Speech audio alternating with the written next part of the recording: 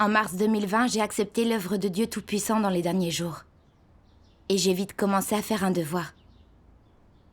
Peu après, j'ai été élue diaconesse d'évangélisation. Évidemment, j'étais enthousiaste. Et je me suis dit, on m'a préférée à des membres qui font leur devoir depuis bien plus longtemps que moi. Il semble que, pour mes frères et sœurs, je sois une personne de bon calibre qui poursuit la vérité. Je dois bien accomplir mon devoir pour qu'ils puissent voir qu'ils ont fait le bon choix. Ensuite, j'ai commencé à assurer activement le suivi du travail. S'ils étaient en difficulté, je cherchais vite des paroles de Dieu pour échanger avec eux. Et je communiquais avec eux mes bonnes expériences d'évangélisation. Au bout d'un moment, des frères et sœurs qui avaient été passifs dans leurs devoirs sont devenus plus actifs. Alors j'ai pensé, on dirait que je suis douée pour ce travail. S'ils s'en aperçoivent, mes dirigeants se diront que je suis compétente et ils vont me cultiver. J'ai donc fait preuve d'encore plus d'enthousiasme et de motivation dans mon devoir. C'était de l'autosatisfaction. Oui. Le travail d'évangélisation s'avérant efficace, j'ai appris cette bonne nouvelle au groupe, en espérant que mes frères et sœurs verraient que mon devoir était efficace. Il m'arrivait parfois de me vanter devant mes frères et sœurs. Quand je me renseignais sur leur travail, je leur demandais s'ils avaient rencontré des difficultés. Puis je leur disais sciemment, en plus de résoudre vos problèmes et vos difficultés, je dois assurer le suivi de beaucoup d'autres travaux. Toutes mes journées sont chargées et je me couche très tard. Quand ils m'entendaient dire ça, certains répondaient « Nous n'avons eu aucun problème récemment. Ma sœur, tu travailles dur. » Ça me rendait très heureuse de les entendre dire ça. Ils devaient sûrement penser que je portais un lourd fardeau, que j'étais prête à payer un prix, que j'étais quelqu'un de responsable. Un jour, un frère est venu pour échanger sur son état. Il m'a dit « Je cherche à ce que les gens m'admirent dans mon devoir. Quand j'assure le suivi du travail, je parle toujours du point de vue d'un dirigeant de groupe, et je me vante sans cesse. Mon cœur s'est alors mis à battre plus fort. N'étais-je pas comme lui? Quand j'assurais le suivi du travail, je voulais toujours que tout le monde sache que je n'étais plus une croyante ordinaire, mais une diaconesse. Parfois, je disais sciemment que j'avais beaucoup de responsabilités et que mes journées étaient très longues. Je voulais que les autres voient que je portais un lourd fardeau et que j'étais très responsable. En cela, je me vantais pour que les autres m'admirent. J'ai voulu échanger avec ce frère pour chercher avec lui des solutions. Mais j'ai pensé, je suis diaconesse d'évangélisation. Si je lui parle de ma corruption, croira-t-il que je suis très corrompue et que j'accorde trop d'importance au statut? Pensera-t-il du mal de moi? Cette bonne image de moi que j'ai construite disparaîtrait. J'ai donc décidé de ne pas m'ouvrir. Et pour le réconforter, j'ai donc dit « Moi aussi, je suis corrompue ». Puis nous avons échangé quelques mots et je m'en suis tenue là. Une autre fois, un groupe à ma charge a élu un dirigeant de groupe. Et je me suis dit, puisqu'un dirigeant de groupe est responsable du travail, inutile d'en assurer le suivi. Ensuite, lors des discussions de travail de ce groupe, je n'étais pas très attentive. Y compris dans les réunions, je faisais les choses machinalement. Un mois s'est ainsi écoulé en un clin d'œil. Et l'efficacité de ce groupe a diminué. Pendant une réunion, en se basant sur les paroles de Dieu, ses membres ont réfléchi à leur attitude et ils ont révélé leur corruption. Je savais que je m'étais montrée irresponsable dans ma supervision de leur travail, ce qui l'avait rendu moins efficace. Mais je n'ai pas eu le courage de le dire.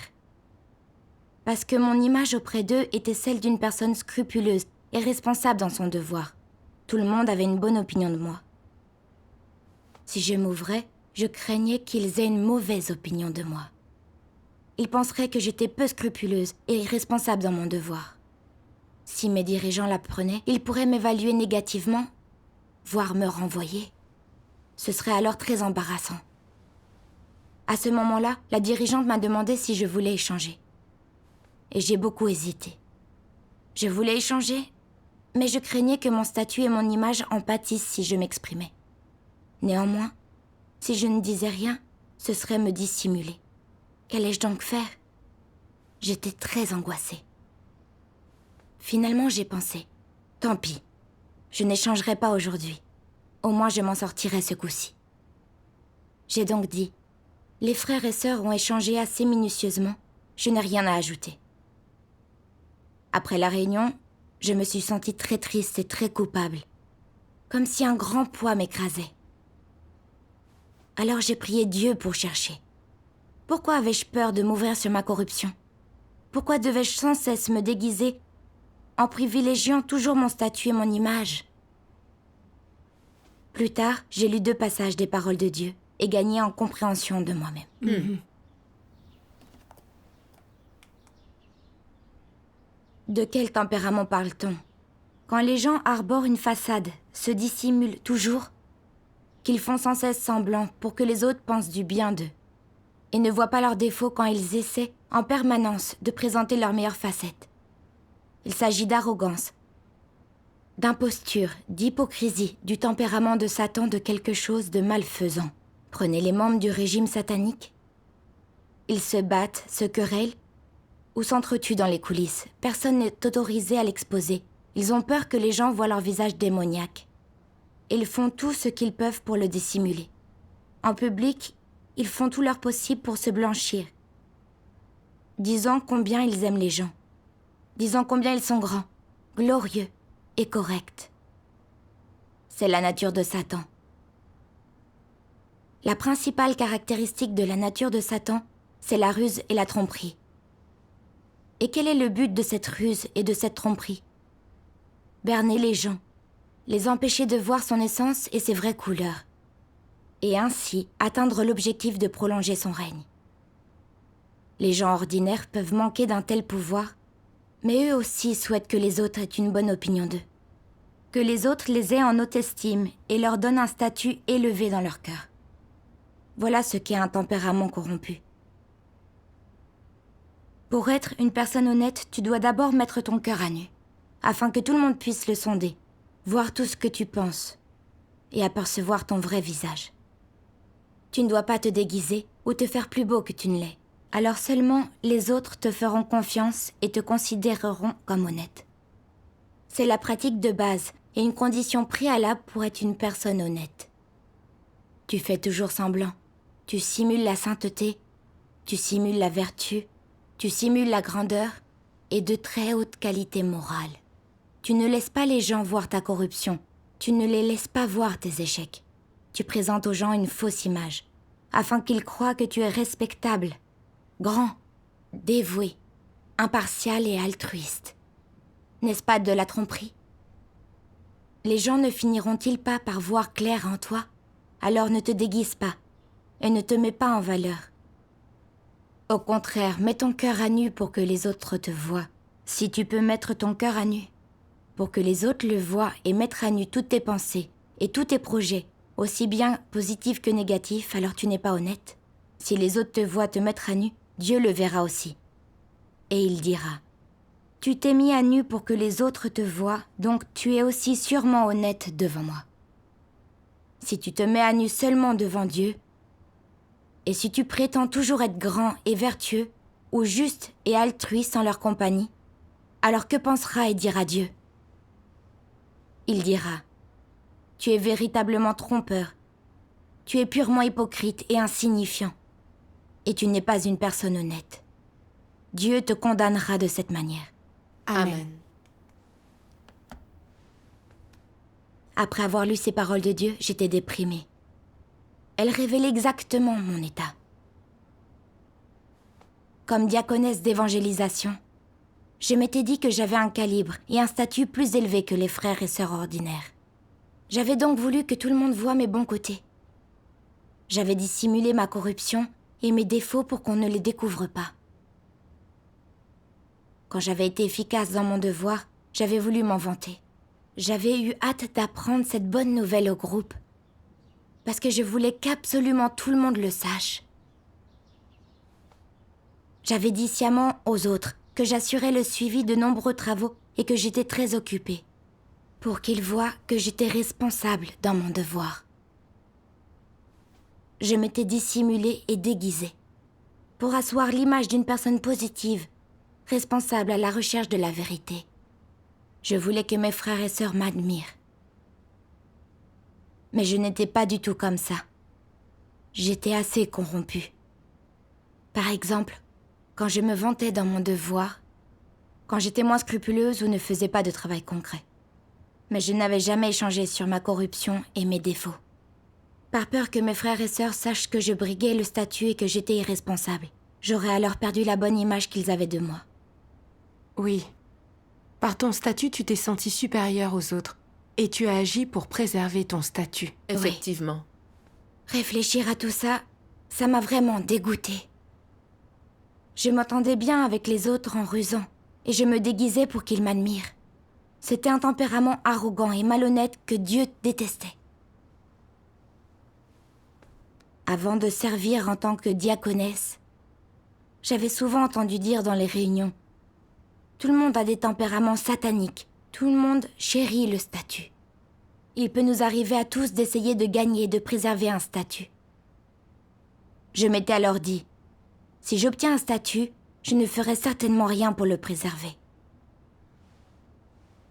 Mais les faits et la parole de Dieu m'ont révélé. Pour préserver mon image et mon statut, je m'étais déguisée et dissimulée. Je m'étais montrée malhonnête. J'ai alors compris que j'avais cru ne pas poursuivre le statut uniquement parce que je n'avais pas été révélée. C'est vrai. J'avais moi aussi été corrompue par Satan, et j'étais pleine de tempérament satanique. Puis je me suis souvenu que Dieu aimait les gens honnêtes, capables de pratiquer la vérité et de s'exposer eux-mêmes. Quand j'ai compris que je m'étais sans cesse déguisée, je me suis sentie vraiment mal à l'aise. Je me suis dit, je dois être honnête et m'ouvrir à tous au sujet de ma corruption. Oui. À la réunion des collaborateurs suivante, j'ai voulu m'ouvrir et échanger sur le fait que je m'étais déguisée, que j'avais trompé les autres, que je n'avais fait aucun travail concret et me montrer ouverte d'esprit. Mais alors que j'étais sur le point d'échanger, j'ai de nouveau hésité. J'ai pensé, si je m'analyse moi-même et m'expose, que vont penser de moi mes frères et sœurs? La bonne image que j'ai eu tant de mal à construire va-t-elle disparaître? Si, à cause de ça, mes frères et sœurs me regardaient de haut, ce serait très embarrassant. Je ferais mieux de laisser les autres frères et sœurs échanger en premier. Mais en pensant de cette façon, je ne me suis pas sentie à l'aise. Je ne voulais pas révéler ma corruption. Alors ne faisais-je pas encore semblant pour préserver mon statut? Quelle lutte intérieure. Si je parlais, les autres me prendraient peut-être de haut. Mais en ne disant rien, je me sentirais coupable. Alors j'ai prié Dieu en lui demandant de m'aider à pratiquer la vérité. Puis j'ai vu un passage des paroles de Dieu. Regardons la vidéo de lecture de ce passage. D'accord. Dieu Tout-Puissant dit : Savez-vous qui sont vraiment les pharisiens ? Y a-t-il des pharisiens autour de vous ? Pourquoi appelle-t-on ces gens des pharisiens ? Comment décrit-on les pharisiens ? Ce sont des gens qui sont hypocrites, complètement faux, et qui jouent la comédie dans tout ce qu'ils font. Quelle comédie jouent-ils ? Ils font semblant d'être bons, gentils et positifs. Est-ce ainsi qu'ils sont réellement ? Absolument pas. Étant donné qu'ils sont hypocrites, tout ce qui est manifesté et révélé en eux est faux. Tout n'est que simulacre. Ce n'est pas leur vrai visage. Où est caché leur vrai visage ? Il est caché au plus profond de leur cœur, pour ne jamais être vu par les autres. Tout ce qui se trouve à l'extérieur est un jeu, tout est faux. Mais ils ne peuvent que tromper les gens, ils ne peuvent tromper Dieu. Si les gens ne poursuivent pas la vérité, s'ils ne pratiquent pas et n'expérimentent pas les paroles de Dieu, alors ils ne peuvent pas vraiment comprendre la vérité, et donc, même si leurs paroles sonnent bien, ces paroles ne sont pas la réalité de la vérité, mais des paroles de doctrine. Certains ne font que répéter des mots de doctrine. Ils singent celui qui prêche les sermons les plus élevés, avec pour résultat qu'en l'espace de quelques années seulement, leur récitation de la doctrine devient de plus en plus élevée, et ils sont admirés et vénérés par beaucoup de monde. Après quoi, ils commencent à se camoufler et accordent une grande attention à ce qu'ils disent et font, se montrant particulièrement pieux et spirituels. Ils utilisent ces soi-disant théories spirituelles pour se camoufler. C'est tout ce dont ils parlent partout où ils vont, des choses spécieuses qui correspondent aux notions des gens, mais qui manquent de la réalité de la vérité. Et en prêchant ces choses, des choses qui correspondent aux idées et au goût des gens, ils dupent beaucoup de monde. Aux yeux de certains autres, ces personnes semblent très dévotes et humbles, mais en réalité, c'est faux. Ils semblent tolérants, indulgents et aimants, mais c'est en fait un simulacre. Ils disent qu'ils aiment Dieu, mais c'est en réalité une comédie. D'autres pensent que ces personnes sont saintes, mais en fait, c'est faux. Où peut-on trouver une personne vraiment sainte ? La sainteté humaine est toute fausse. Tout cela n'est qu'une comédie, un simulacre. Vus de l'extérieur, ils semblent loyaux envers Dieu, mais ils ne font qu'offrir aux autres un spectacle. Quand personne ne regarde, ils ne sont pas loyaux le moins du monde, et tout ce qu'ils font est superficiel. En surface, ils se dépensent pour Dieu et ont abandonné leur famille et leur carrière. Mais que font-ils en secret ? Ils mènent leur propre entreprise et exercent leur propre activité dans l'Église, en profitant de l'Église et en volant les offrandes en secret sous couvert de travailler pour Dieu. Ces gens sont les pharisiens hypocrites d'aujourd'hui. D'où ces gens, les pharisiens, viennent-ils ? Apparaissent-ils parmi les incroyants ? Non, ils apparaissent tous parmi les croyants. Pourquoi ces gens deviennent-ils des pharisiens ? Quelqu'un les a-t-il rendus ainsi ? Ce n'est évidemment pas le cas. Quelle est la raison ? C'est parce que leur nature et leur essence sont ainsi, et c'est à cause du chemin qu'ils ont pris. Ils n'utilisent les paroles de Dieu que comme un outil pour prêcher et profiter de l'Église. Ils arment leur esprit et leur bouche des paroles de Dieu. Ils prêchent de fausses théories spirituelles et se font passer pour saints. Et puis, ils utilisent cela comme un capital pour atteindre l'objectif de profiter de l'Église. Ils prêchent seulement des doctrines, mais n'ont jamais mis la vérité en pratique. Quelle sorte de gens sont ceux qui continuent de prêcher des paroles et des doctrines, bien qu'ils n'aient jamais suivi la voie de Dieu ? Ce sont des pharisiens hypocrites. Ce qui est censé être un bon comportement et une bonne conduite, et ce petit rien qu'ils ont abandonné et donné, sont complètement forcés. Ce ne sont que des mises en scène de leur part. Ils sont entièrement faux. Toutes ces actions ne sont que simulacres. Dans le cœur de ces gens, il n'y a pas la moindre révérence pour Dieu, et ils n'ont même pas non plus une véritable foi en Dieu. Plus encore, ce sont des incroyants. Si les gens ne poursuivent pas la vérité, alors ils suivront ce type de chemin et ils deviendront des pharisiens. N'est-ce pas effrayant ? Le lieu spirituel où les pharisiens se réunissent devient une place de marché. Aux yeux de Dieu, c'est de la religion. Ce n'est pas l'église de Dieu, ni un lieu où il est adoré. Par conséquent, si les gens ne poursuivent pas la vérité, alors, quel que soit le nombre de paroles littérales et de doctrines superficielles au sujet des déclarations de Dieu dont ils s'équipent, cela ne sera d'aucune utilité. Amen. Amen. Après avoir lu ces paroles de Dieu, je me suis mise à trembler de peur intérieurement. Je m'étais déguisée en toute chose pour que les autres me tiennent en haute estime et voient mes bons côtés. Je n'avais jamais évoqué mes défauts, je ne m'étais jamais ouverte à leur sujet. J'avais toujours montré aux frères et sœurs une fausse image de moi-même. N'étais-je pas semblable aux pharisiens ? Les pharisiens interprétaient les Écritures à la synagogue tous les jours. Ils se tenaient au carrefour et priaient. Tout le monde croyait qu'ils aimaient Dieu. Tout le monde les admirait et les vénérait. Mais ils ne craignaient pas Dieu, ne le mettaient pas au-dessus de tout, n'obéissaient pas à ses commandements. Tout à fait. Notamment quand le Seigneur Jésus était venu œuvrer. Ils avaient su que ses paroles avaient autorité et pouvoir. Mais pour conserver leur statut et leur revenu, ils avaient blasphémé contre l'œuvre de Dieu et l'avaient condamné. Leurs bonnes actions apparentes étaient feintes, et ils les utilisaient pour se déguiser et se dissimuler. Et quoique dévots à première vue, ils étaient sournois par essence et détestaient la vérité. Oui.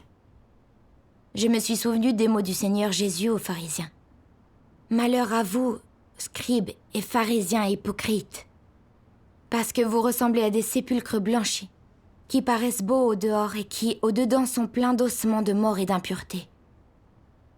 Vous de même, au dehors, vous paraissez juste aux hommes, mais au dedans, vous êtes pleins d'hypocrisie et d'iniquité. Amen. Amen. » Alors je me suis demandé si je n'étais pas semblable à eux. Quand j'étais devenue diaconesse, je me levais tôt et je travaillais jusque tard en faisant mon devoir. Mais ce n'était qu'illusion, un rôle que je jouais pour les autres. J'avais été très proactive pour que les autres sachent qu'ils avaient choisi la bonne personne. Quand j'avais été efficace et avais résolu les états de mes frères et sœurs, je l'avais vite dit aux autres, ou j'avais envoyé un message au groupe, parce que je voulais que mes dirigeants et les autres sachent que j'étais compétente et responsable. Je faisais mon devoir avec mes propres motivations et objectifs. J'avais voulu être bien vue de tous. Oui. Je savais très clairement que je ne faisais aucun travail concret, que je m'affichais fréquemment, que je poursuivais le statut. Mais je n'avais jamais évoqué ma corruption, je n'en avais pas parlé. J'avais eu de nombreuses occasions de m'ouvrir et de parler. Comme toujours, je n'avais pas pratiqué la vérité. J'avais préféré la tromperie, le déguisement et la dissimulation pour m'en sortir, amenant mes frères et sœurs à m'admirer à tort, comme si je poursuivais la vérité et agissais de façon responsable. J'ai vu que j'avais été comme les pharisiens hypocrites. J'avais amené les gens devant moi. C'était là les tromper et les rallier à ma cause, et j'empruntais le chemin de la résistance à Dieu. Oui. Dieu avait maudit les pharisiens. Si je ne me repentais pas, j'allais être détestée et éliminée par Dieu. Grâce à ton analyse, je comprends que le déguisement et l'hypocrisie sont le chemin des pharisiens. C'est vrai. Plus tard, j'ai lu un autre passage de la parole de Dieu. Vous devez chercher la vérité pour résoudre tout problème qui se pose, quel qu'il soit. Et en aucun cas, vous déguisez ni présentez aux autres un faux visage. Vos insuffisances, vos déficiences, vos défauts, vos tempéraments corrompus. Échangez sur tous ces sujets. Ne les gardez pas pour vous. Apprendre à vous ouvrir est le premier pas pour entrer dans la vérité. C'est le premier obstacle et le plus difficile. Une fois que tu l'as surmonté, il est facile d'entrer dans la vérité. Que signifie franchir ce pas? Cela signifie que tu ouvres ton cœur et que tu montres tout ce que tu as. Le bon comme le mauvais, le positif comme le négatif. Que tu te mets à nu devant les autres et devant Dieu. Que tu ne caches rien à Dieu, ne dissimulant rien, ne déguisant rien, exempt de tromperie et de ruse. Également ouvert et honnête avec les autres. De cette façon, tu vis dans la lumière. Et non seulement Dieu te scrutera, mais les autres aussi pourront voir que tu agis selon les principes et avec transparence. Inutile de protéger ta réputation et ton statut par tous les moyens. Inutile aussi de dissimuler et de déguiser tes erreurs. Inutile de te consacrer à ces efforts. Ils seront vains. En abandonnant ces choses, tu seras détendu. Tu vivras sans chaîne, ni douleur, et dans la lumière. Apprendre à être ouvert, quand tu échanges, est la première étape pour entrer dans la vie. Ensuite, il faut que tu apprennes à analyser tes pensées et tes actions, pour voir lesquelles sont mauvaises et lesquelles ne plaisent pas à Dieu. Et il faut que tu les changes, que tu les corriges. À quoi sert-il de les corriger ? Il s'agit d'accepter et d'adopter la vérité. tout en rejetant les choses en toi qui appartiennent à Satan et en les remplaçant par la vérité. Tu faisais tout en fonction de ton tempérament rusé et trompeur. Tu avais l'impression que tu n'obtenais rien sans mentir. Tu n'agis plus de cette manière maintenant que tu comprends la vérité et détestes les tactiques de Satan. Tu agis avec une mentalité d'honnêteté, de pureté et d'obéissance. Si tu ne tais rien, que tu ne fais pas semblant, que tu ne présentes pas une façade, que tu te mets à nu devant les frères et sœurs, que tu ne caches pas tes réflexions, mais que tu permets aux autres de voir ton attitude honnête, alors la vérité prendra peu à peu racine en toi, elle fleurira et portera ses fruits. Elle donnera des résultats petit à petit. Si ton cœur est honnête et de plus en plus orienté vers Dieu, si tu sais protéger les intérêts de la maison de Dieu dans ton devoir, et que ta conscience est troublée lorsque tu n'y parviens pas, alors c'est la preuve que la vérité a eu un effet sur toi et qu'elle est devenue ta vie. Amen. Amen. Grâce à cette parole de Dieu, j'ai compris que de ne pas donner de fausses impressions, être capable de révéler ma corruption ainsi que mes défauts, montrer mon visage le plus sincère et laisser mes frères et sœurs voir mon cœur était le chemin pour devenir honnête. Oui. J'ai songé à la façon dont je m'étais toujours déguisée, pour que les autres m'estiment, et au fait que je n'avais pas osé m'ouvrir au sujet de ma corruption. J'étais une personne malhonnête. Une personne que Dieu trouvait détestable, et vivre ainsi était épuisant et douloureux. Quand j'ai compris ça, j'ai prié Dieu. Dieu, je me déguise toujours pour que les gens m'estiment et m'admirent. Je sais que cela te dégoûte. Maintenant, je me dégoûte moi-même. Dieu, je souhaite pratiquer la vérité et devenir honnête. S'il te plaît, guide-moi. Amen. Amen. Après avoir prié, j'ai échangé sur mon manque de travail véritable. Et j'ai exposé comment je m'étais livrée au déguisement et à la fourberie. Ça m'a permis d'enlever un poids que j'avais sur le cœur et je me suis sentie soulagée. Mes frères et sœurs ne m'ont pas regardé de haut et mes dirigeants ne m'ont pas réprimandé. En fait, ils ont échangé avec moi et m'ont aidé à faire un travail concret. J'ai compris qu'en pratiquant la vérité et en étant honnête, je ressentirais paix et sécurité. Bien.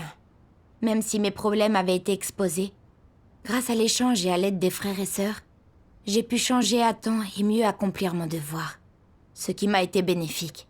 Oui. Après ça, j'ai sciemment échangé avec mes frères et sœurs. J'ai exposé mes tempéraments corrompus et j'ai cessé de me déguiser. Un jour, un frère m'a envoyé un message qui disait « Tu es diaconesse. Pourquoi ne viendrais-tu pas échanger avec les cibles d'évangélisation? Tu devrais le faire. » Ce message m'a rendue furieuse. J'ai pensé « Tu n'es qu'un dirigeant de groupe. De quel droit me donnes-tu des ordres? C'est comme un interrogatoire. Tu ne me demandes même pas si je suis occupée ou si j'en ai le temps. » J'ai répondu « Le travail d'évangélisation incombe à tout le monde. Tout le monde doit coopérer. » Ensuite, je me suis sentie coupable parce que j'ai eu l'impression d'avoir été arrogante. Mon frère prenait en considération notre travail et il s'en tenait aux faits. J'aurais dû l'accepter. Oui. Oui. Je l'avais rejeté, mais en plus, sous le coup de la colère, n'était-ce pas déraisonnable? Et il allait se sentir blessé et limité. Exactement. Exactement. J'ai voulu m'ouvrir à lui et admettre mes problèmes. Mhm. Mais je n'arrivais pas à renoncer à mon image. J'avais fait bonne impression à ce frère auparavant. Si je m'ouvrais à lui, allait-il me regarder de haut? Quand cette idée m'est venue, j'ai compris que je voulais de nouveau me déguiser. J'ai prié Dieu en lui demandant de m'aider à pratiquer la vérité et à renoncer à moi-même. Plus tard, je me suis ouverte à ce frère sur ma corruption. Il a admis avoir été arrogant et ne pas avoir tenu compte de mes sentiments, et il a ajouté qu'il voulait changer. Avec la direction des paroles de Dieu, nous avons réfléchi. Et en pratiquant l'honnêteté, je me suis sentie très à l'aise. Amen. Amen. Dieu soit loué. Grâce à cette expérience, j'ai compris que les paroles prononcées par Dieu dans les derniers jours pouvaient purifier et sauver les gens. Amen. Amen. Sans la révélation de la parole de Dieu, je me serais toujours déguisée. Il m'aurait été impossible de comprendre ma propre corruption et mes défauts. et je n'aurais pas pu changer. C'est vrai. Dieu soit loué. Amen. Je suis reconnaissante à Dieu de m'avoir fait comprendre que la pratique de la vérité apportait la paix. Rendons grâce à Dieu. Dieu soit Dieu loué. soit loué. Être honnête est la seule façon de vivre librement.